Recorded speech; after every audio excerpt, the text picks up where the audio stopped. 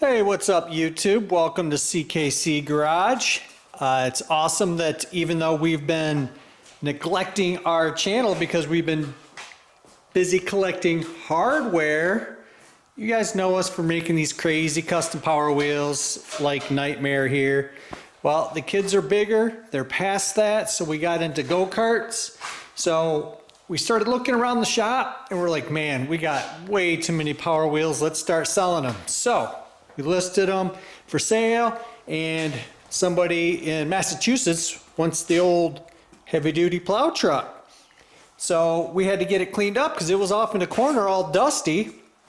And I figured, you know what? I actually never did like an unveil video. I did a ton of like build videos. I think there's like 6 of them, so check those out on our channel.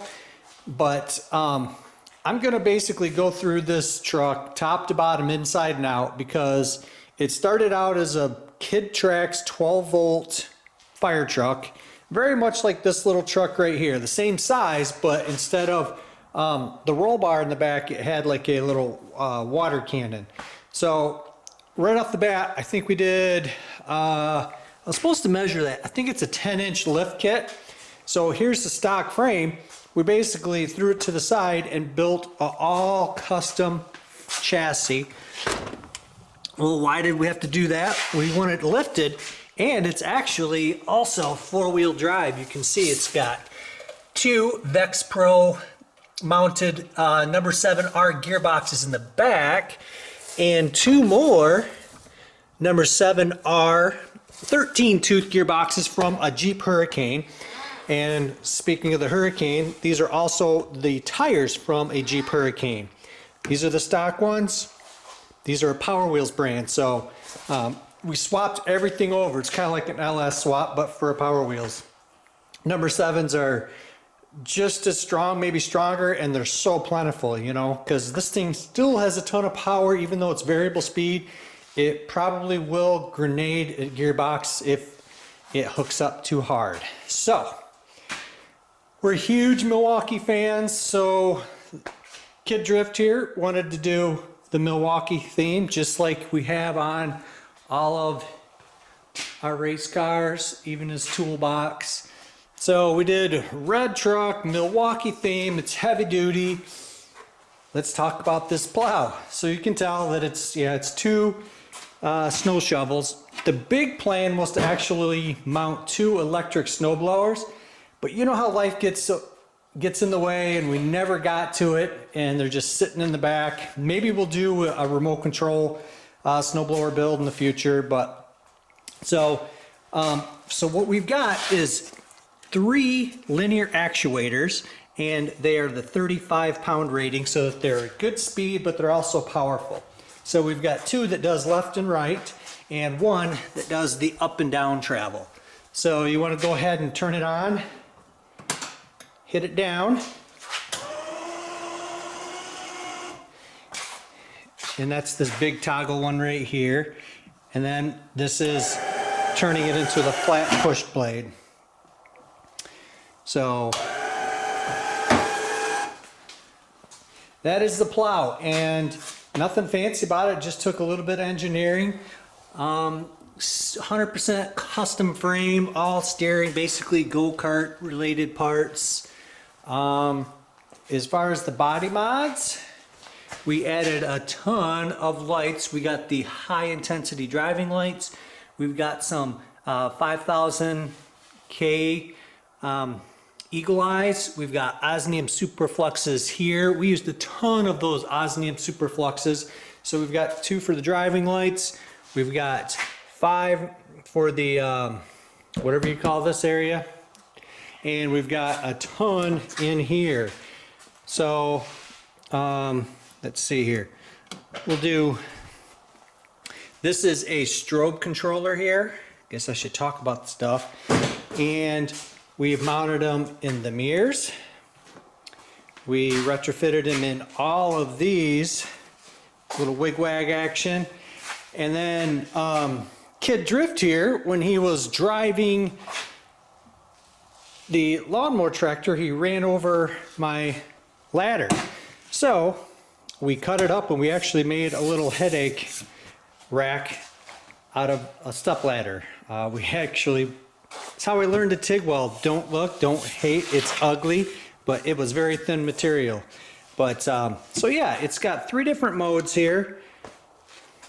You know, basically just makes them flash in a different orientation. And C does basically all of them at one time. My favorite's A. It does like a strobe. So, and there's an off switch. So I covered the plow, covered the controller. These are for the lights. We got them on 2 separate switches. These are only for the ambers here, this one. And this one does the driving lights and the headlights. And then there's one fancy switch left. What the heck could this be? Well, pretty sure this is the only one in the whole world, a Powerwheels that is, that actually has a salt spreader. And it is an electric salt spreader. Give it some juice, son.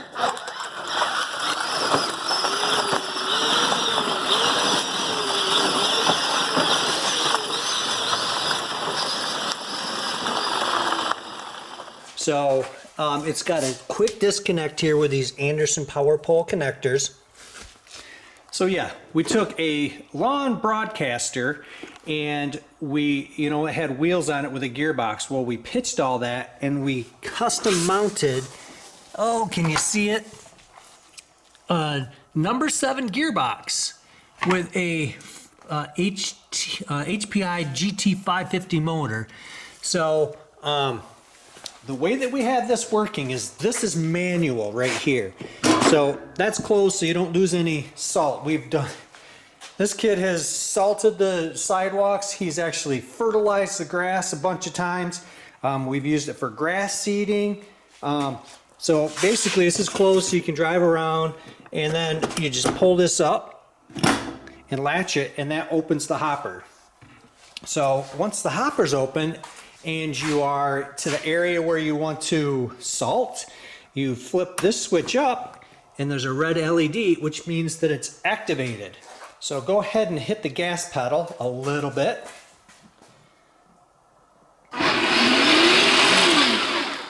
Go ahead, keep going. So as you can see, all right. So as you can see, all we did was we ran the positive and negative to the rear motors. So it's tied into the ESC, so it's variable speed. And we installed a resistor so that when it's in reverse,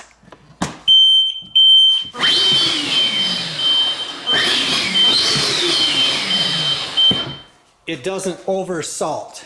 I thought that was a pretty cool little idea that somebody gave us online. But yeah, electric salt spreader. Yeah, so go ahead and hit reverse again because we're going to do the lights still. Okay, that's good.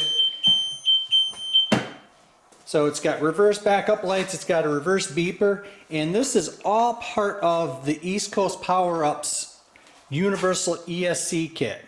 When we first built this in the original build video, we used one ESC. Let me shut this off. And he sent us this giant. It was a 1500 watt, and it just wasn't cutting it because these Vex Pro motors. Let me show you those. These things are Butamus. These Vex Pro motors. Let's see if it'll focus here. These are the best motors that I've ever used in a Powerwheels. They're actually Battlebot Motors. They're 12 volt motors rated at 18,500 RPMs. Well, we're running this on 24 volts. So this thing will scoot. Because it's got 4 of those Vex Pro motors, we've got 2 of these giant 26 amp hour batteries. So there's one under the seats, and then we've got another one in this custom tray that we built under the hood. Basically, these are what people put in mobility scooters. So this thing has a pretty decent run time. And speaking of run time, when you toggle on the key, it has dual, that's right, let's see if I can get it in the, it's got dual battery gauges, and each one of those is on a relay. So when you activate the key, it gives power to a relay that reads each motor individually, so you can tell how out of balance they are and what the level of charge is. So it's telling me 13 volts on this one, 12.9 on this one. And it's interesting because you can actually watch the voltage sag.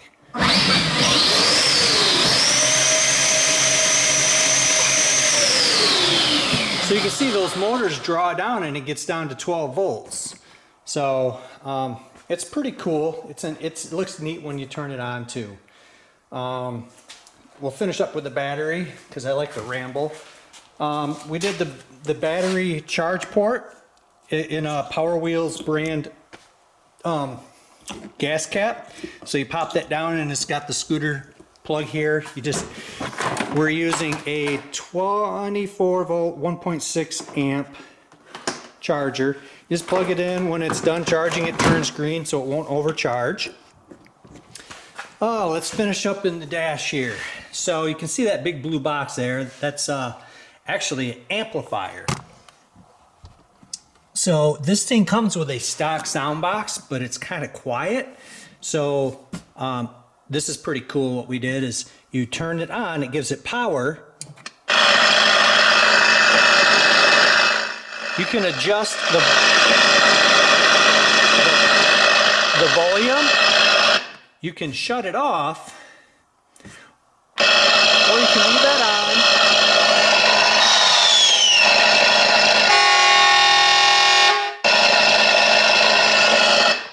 So we tied that into the stock sound box, so you have power coming in from the circuit board into the amp and then out to the speaker. And I think we put 2 speakers underneath. I can't recall, it's been so long. But that's something you can turn on and off. And Kid Drift here wanted another horn, so we actually have a backlit horn. I don't know if you can see it in this camera, but it's a marine grade horn. We just got it mounted up underneath there. So yeah, it's got all kinds of doodads. Okay, so you guys want to see some electronics? Because this was, no. This was days and days of wiring here. I got to be careful because I've got all of my lights attached here. So, so this right here, guys, is the heart of the beast. Not 1,000 watt controller, but 2,000 watt East Coast Power Ups variable speed kits. So right here is the main contactor for each kit. So power comes in and it's activated by the key to the main contactor, which gives power into the this is forward and reverse relay for the front and back, and then this is the brake relay. So these are brake resistors. So when you hit the brake pedal, hit that brake pedal, son. Oh, we got to turn the key on. Sorry. So you can hear it click. Go ahead and hit it. And we tied it into the upper lights, so those are brake lights. So pretty slick system. Wesley over there makes it pretty darn easy. You don't have to be a wiring genius. So what he's got is, this is the small gauge wire that you set up on the bench before you install it. And then this is all the wiring for your relays. Now, yeah, I had to get creative and tie these and merge them in together, but it really wasn't that hard. The biggest thing is, so this is your variable speed pedal switch right here, or plug. I actually had to make a Y splitter so that it gets input from both controllers from the pedal so that it ramps up the voltage to the motors. Am I forgetting anything? I don't know. This is kind of an emotional thing for me because we built this, I don't even know, 2-3 years ago. And it's going to be sad to see it go, man. You know, he can't ride it. And here's the big reason. This was the motivation. I kind of work on motivation. You know, if you've seen any of our racing videos, this is his race car right here. Yeah, that's not much of it. We actually sold his chassis. So all of our racing has been funded by a few sponsors for parts and selling custom Power Wheels. So we sold a Corvette to buy his first race car. This is his little brother's. So we are building a insane cutting edge, top secret chassis. So this plow truck is going to fund that, and it's going to a rad dad out in Massachusetts that's got 3 little kids, and they are going to have a riot with this. Oh, I did forget a couple things.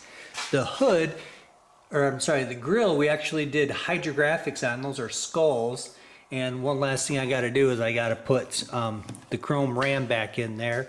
And we used spray-on bed liner for the bumpers because I hated, that's a stock look right there. It's just great, it doesn't look real. So we did the spray-on bed liner bumper, sideboards, and this one does not have a rear bumper like the regular version. But well, this is it, guys. I'll probably end up taking some pictures and putting those in the video here. Oh, here's one more thing I forgot.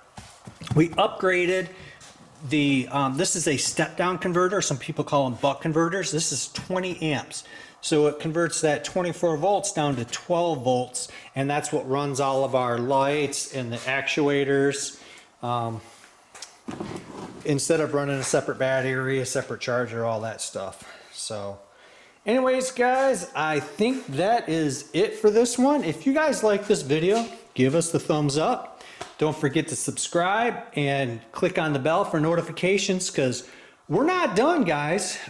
Before all these crazy Power Wheels disappear in this working Power Wheels dyno, we are going to do more videos of the shop and the paint booth and this parts and stuff like that. So we've just been really busy with this house edition we put on.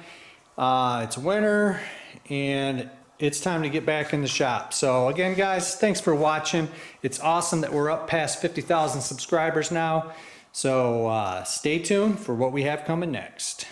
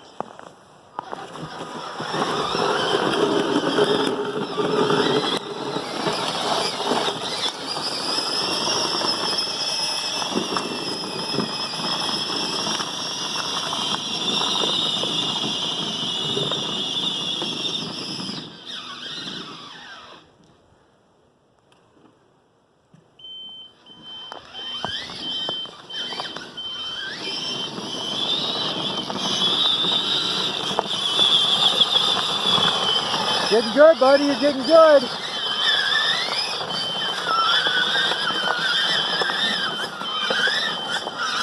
Back up further so you can get the sticks and stuff that the dog brought.